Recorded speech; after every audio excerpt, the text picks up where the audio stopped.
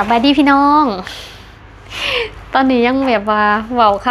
ำตอนหับเขาสองบสิ้นเอาพี่น้องจักสองได้เป็นสองได้คือ FC หวาเลยตอนนี้นะ FC ก็หลายคนซับซ้อนเกี่ยวกับ2ของทิปณปัจจุบันนี้เนาะพี่น้องบางคนก็ยังบ่ฮู้เลยว่าทีมนั้นเฮ็ด2นี่อยู่ในคลิปนี้ก็เลยสิมาเว้าขึ้นหรือว่ามาสรุปให้พี่น้องฟังอีกทีนึงเผื่อบางคนที่ว่าบ่ได้ติดตามมาเขามาเท่านี้คือว่าเห็นเป็น2ใบและ2เช้าแกงให้ไปใส่นะพี่น้องแล้วตกลงว่า2ของทีมหันตัวใดกันแท้เพราะว่ามือว่านนี่ก็มี FC โทรมาถามอยู่สำหรับเรื่อง2นะพี่น้องจังได้ก็ขอบคุณพ่อแม่พี่น้องทุกคนหลายที่ติดตามเป็นกำลังใจให้ทิปเรื่อยมาพี่น้องตอนนี้ก็เริ่มยิ้มได้แล้วเริ่มแบบว่าอารมณ์ดีขึ้นแล้วพี่น้องจากที่ว่าเครียดมาหลายเดือนตั้งแต่ที่ว่าส่องถือปิดวิวตกหันกะเครียดอยู่แล้วบัดนี้แห้งส่องถือปิดอีกเนาะพี่น้องแห้งแบบจากอีหยังอียาผิดหวังบางสิ่งบางอย่างก่อนหน้านั้นก็ไม่แห้งแล้วเนาะเผื่อสิแบบ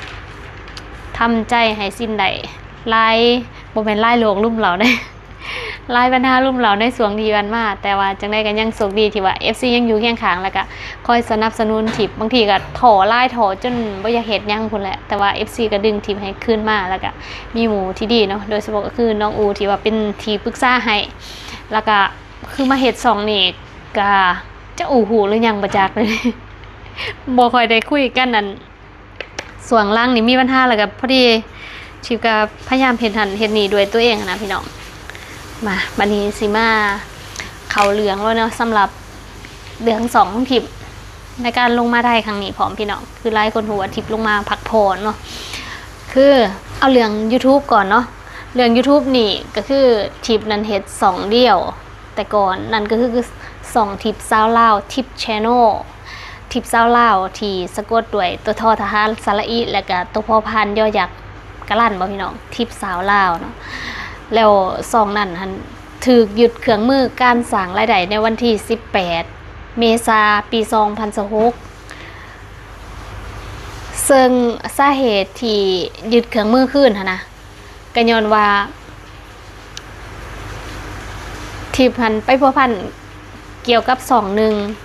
อื่นนะแต่ว่าในระบบของ YouTube นี่สิบ่ได้บอกว่าเป็น2ได้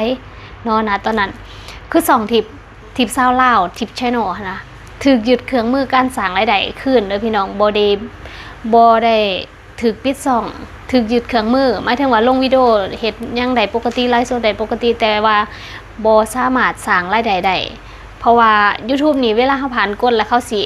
เอาตัวเอสมาให้เฮาหรือว่าเครื่องมือการสร้างรายได้นั่นแหละหรือว่าเครื่องมือเพื่อให้โฆษณาเข้ามา2ของทีมนั้นถูกหยุดเครื่องมือในวันที่18เมษายนที่ผ่านมาเนาะหลังจากนั้นเราก็เลยหาทางแก้ก็เลยคิดว่าตัวเองนี่บ่ได้เกี่ยวข้องกับ2อื่นซึ่ง2อื่นที่ YouTube บอกก็บ่ได้บอกว่า2ได้มีแต่บอกว่าเกี่ยวข้องกับ2อื่นเนาะฉะนั้นแล้วทิพย์ก็คิดว่าเกี่ยวข้องกับ2ของแม่น้องนิวบ่2ที่ทีมงานทิป Channel นะพี่น้องหรือว่าเขาเห็นว่าเป็นสื่อคล้ายๆกันบ่หรือว่าทิปนะเอา2ของตัวเองนะแซ่2นั้นมาลายบ่หั่นนะเพราะว่า2นั้นถือปิดสร้างรายได้ก่อนทิปเด้และทีเมลเขาแจ้งมาหรือว่าทีข้อความเขาแจ้งมานะก็บอกว่าทิปนะไปเกี่ยว2กับ2อื่นที่ว่าถือปิดสร้างรายได้ไปก่อนนั้นนี่ทิปก็เลยคิดว่าต้องเป็น2ของแม่น้องนิวแน่นอนเลยเพราะว่าทิปก็บ่ได้ไปเกี่ยวของกับ2ได้เลยอีเมลของทิปที่ตั้ง2ทิปซาวลาวทิป Channel นี่ก็ทิปใส่คนเดียวนะมันสิไปเกี่ยวของกับ2ได้อีกค่ะนะทิปก็ว่าตอนนั้นก็เลยเฮ็ดวิดีโอยืนอุทธรณ์ไปเนาะแต่ก็บ่ผ่านหลังจากบ่ผ่านแล้วทิปก็ติดต่อหาเจ้าหน้าที่ YouTube 2 รอบก็คือบ่ได้บ่ผ่านหลังจากบ่ผ่านแล้วมันบ่วันนี้ที่นี่ก็ตอนนั้นช่วงนั้นก็ปรึกษากับน้องอูเนี่ยเนาะน้องอูก็เลยให้แนะนำให้ทีมพนะตั้ง2ไมค์เนาะณปัจจุตอนนั้น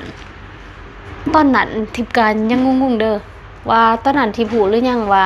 ที่2เป็นปัญหานะย้อนตัวใดเนาะเอาเว้าเรื่องพื้นไม้2ไม้ก่อนหลังจากนั้นก็มาตั้ง2เสาแกงแห่งเมืองส้นเนาะพี่น้องซึ่งช่วงนั้นทิพตั้ง2หั่นนะ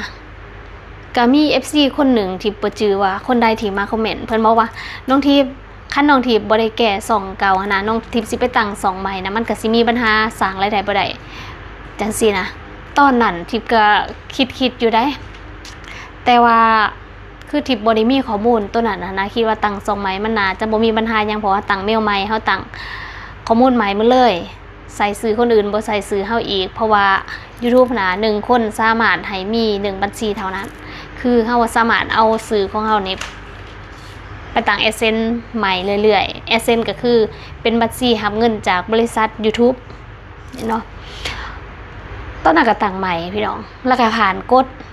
หลังจากผ่านกฎเนาะทิพย์ก็ตั้งค่าแล้วที่นี่กับไปมีปัญหามันตั้งค่านี้มันจะมี3ขั้นตอน1ก็คือ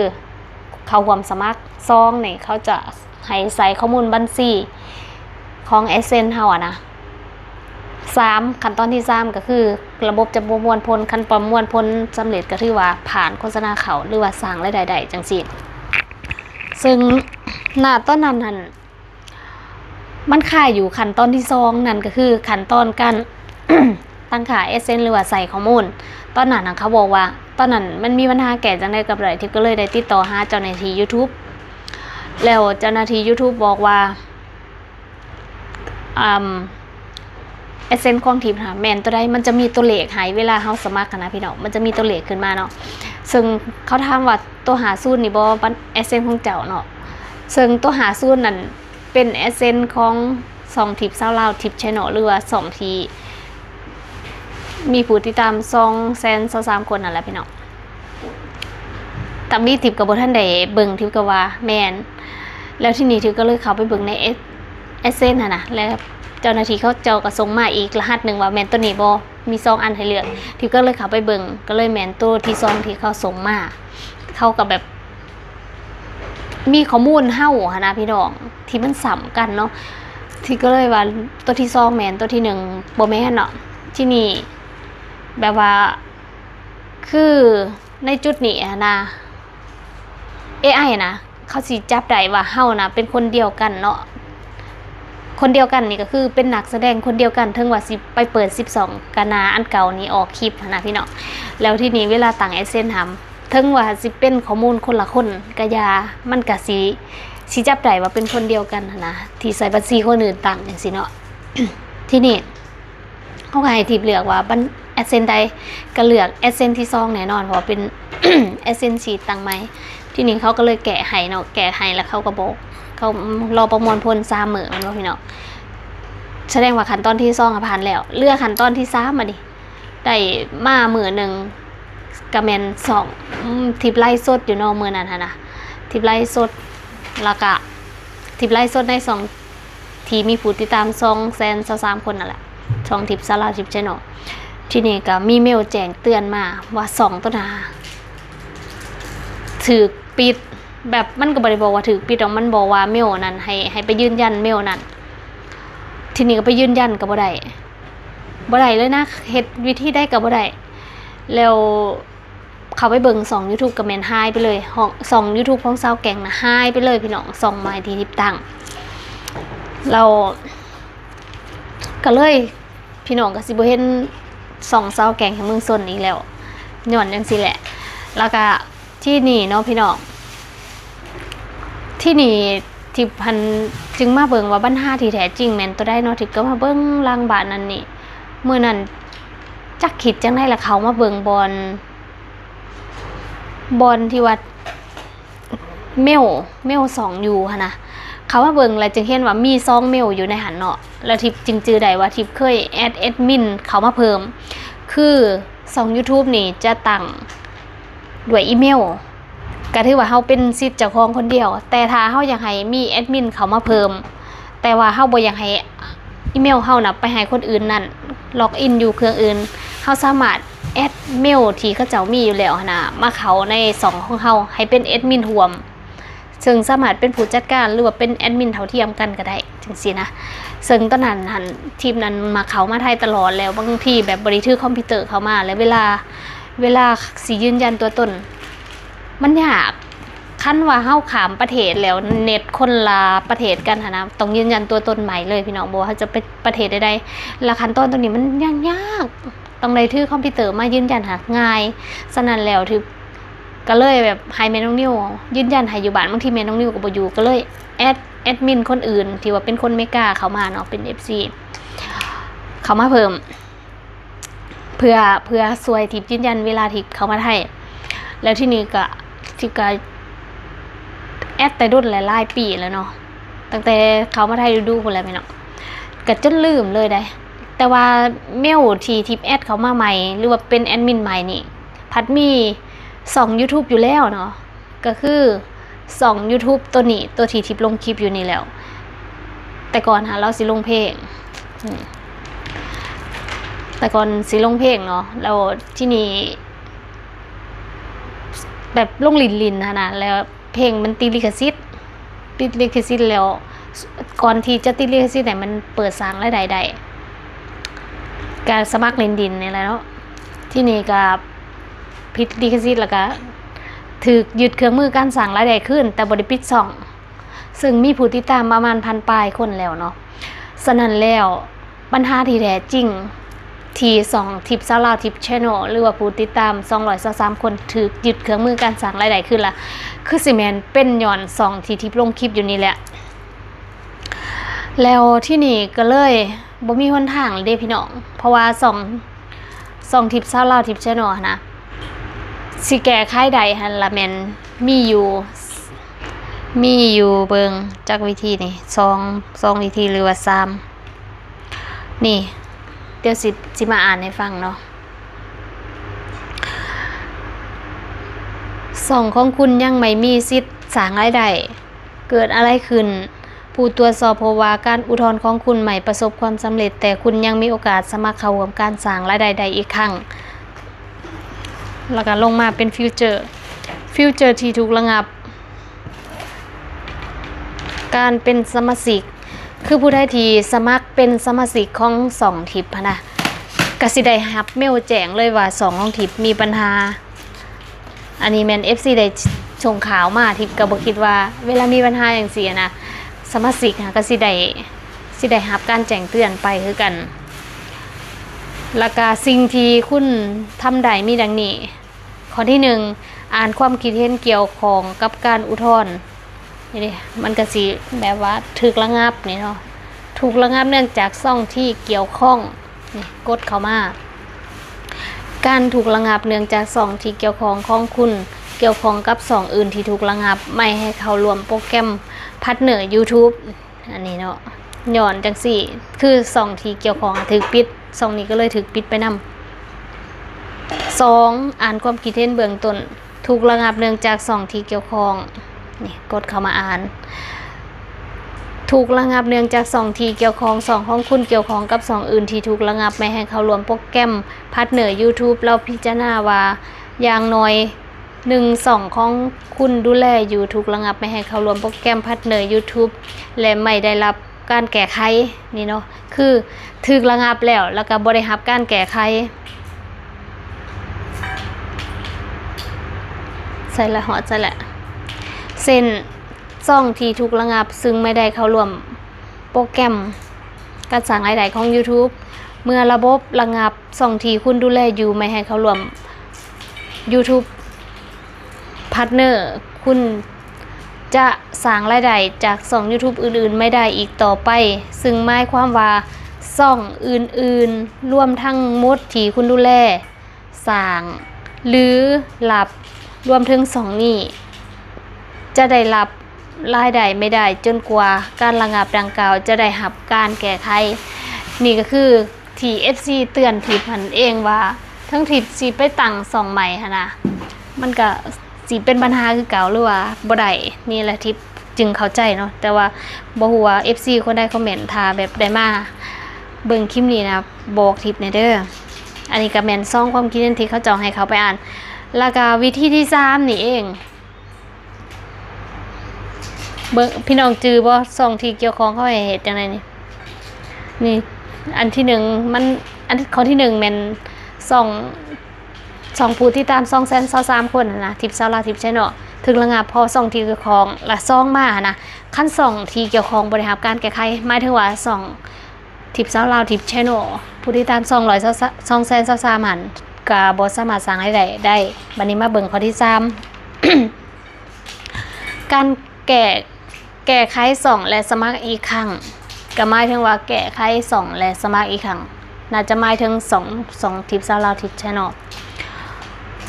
ทำการเปลี่ยนแปลงใน2เพื่อแก้ไขปัญหาตามความคิดเห็นเบื้องต้นที่แสดงออกในข้อ2เด้พี่น้องเห็นบ่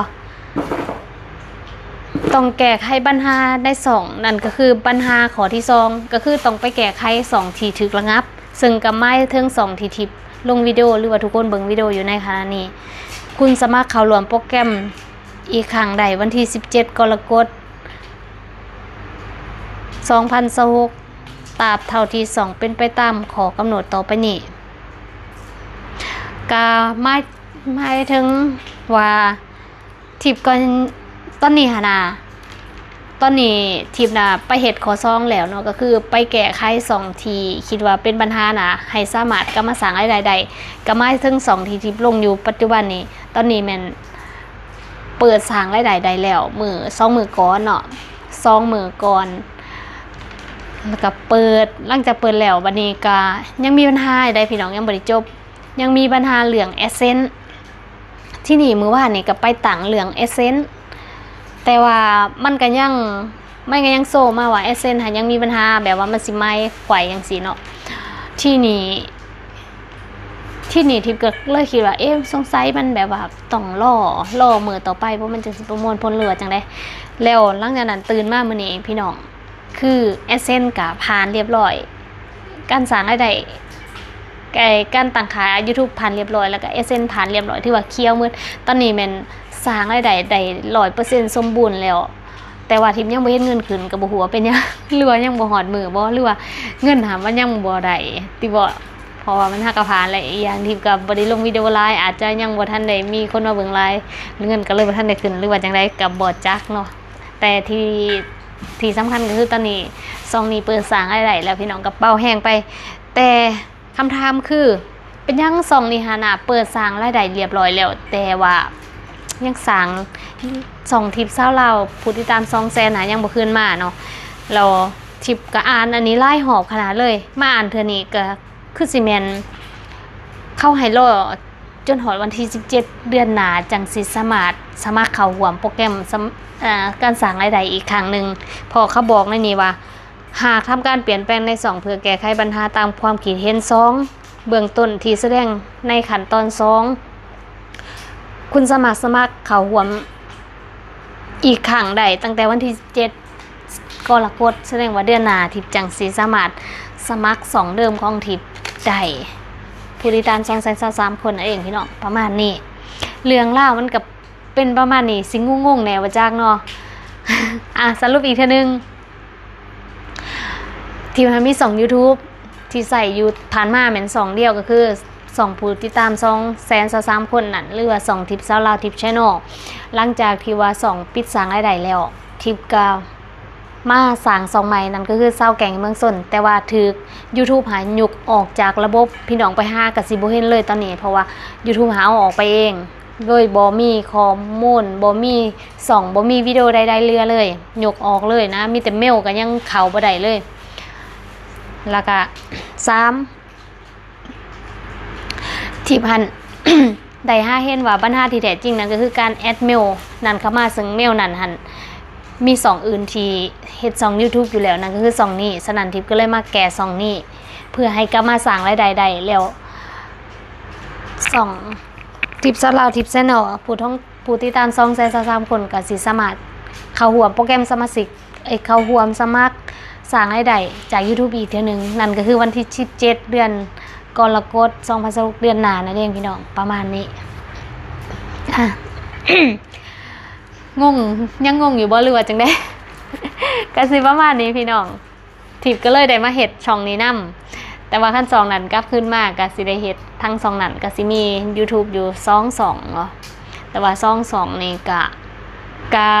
เฮ็ดคู่กันเลยพี่น้องก็เฮ็ดกับแม่น้องนิวเนาะคันว่ามันได้ขึ้นมานะ2นั้นก็สิเป็น2กิจกรรมส่วน2นี้ก็สิเป็น2ไลฟ์สไตล์การใช้ชีวิตของทิพย์เลยพี่น้อง ทิพย์เป็นคนหมักหล่อเป็นคนหมักไปหรือว่าเฮ็ดกิจกรรมหลายอย่างสนั่นคือเวลาเฮ็ดคลิปกะเอาตามสะดวกของตัวเองเนาะเฮ็ดหยังกระถ่ายคณะพี่น้องบ่มีแบบว่าไลฟ์สไตล์ตายตู้ บางทีก็ไปหันไปหนีค่ะนะประมาณนี้พี่น้องแล้วอันนี้สำหรับ YouTube เนาะสำหรับเพจบัดนี้นะพี่น้องบานฝาเนาะเราเป็นบานฝาเอากันแล้วกันทีพันมีบานฝาที่ใส่ติดต่อกับ FC นั่นก็คือทิปซาลาวทิปแชนแนลซึ่งเป็นสื่อเดียวกับสื่อYouTube ที่มีผู้ติดตาม233 คนเป็นสื่อเดียวกันเลยโปรไฟล์เดียวกันแล้วต้นนั้นมันเป็นเฟซที่ว่าติดเป็นประเทศลาวส่วนหนึ่งมันเปิดสร้างรายได้แล้วแต่ว่าติดเป็นประเทศลาวก็เลยหยุดเครื่องมือการสร้างรายได้ขึ้นแบบเดียวกับ YouTube เลยพี่น้องแล้วที่พันเขามาไทยว่าสิมาแก่เพื่อสิสามารถอุทธรณ์ได้แต่ความพยายามที่ว่าเฮ็ดมานะก็คือบ่สามารถเปลี่ยนบ่ได้ตอนอยู่ลาวนะคะมันบอกว่ายืนอุทธรณ์ได้ทิพมาไทยทิพก็ยืนอุทธรณ์กับบ่ผ่านคือเก่าแล้วตอนนี้โปรไฟล์ติดเรื่องทิพก็เลยถอว่า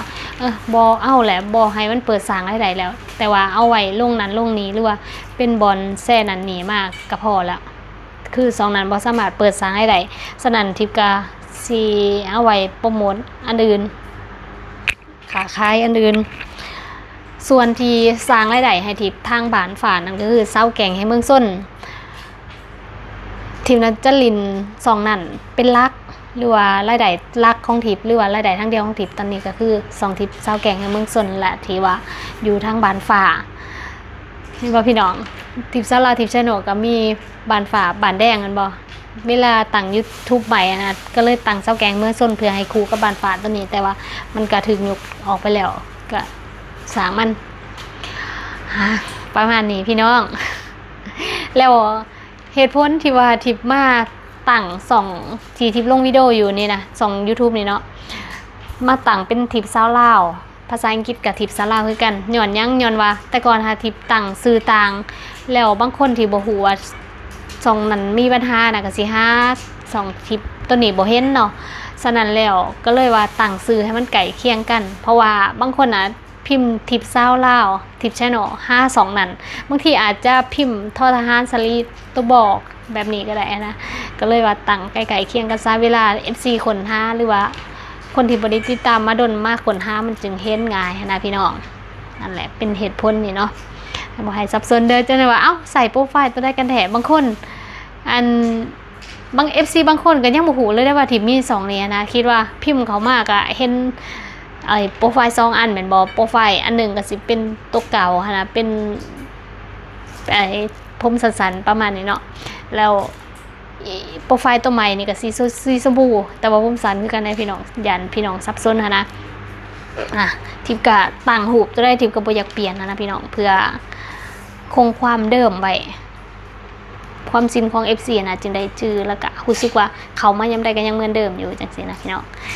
สำหรับคลิปนี้ทิพย์ก็สิจบไว้เพียงเท่านี้อยากขอบคุณพ่อแม่พี่น้อง FC ทุกคนทุกท่านทั้งอยู่ในไทยในลาวแล้วก็อยู่ต่างประเทศที่คอยซัพพอร์ตคอยช่วยเหลือแล้วก็คอยทักทายถามไทย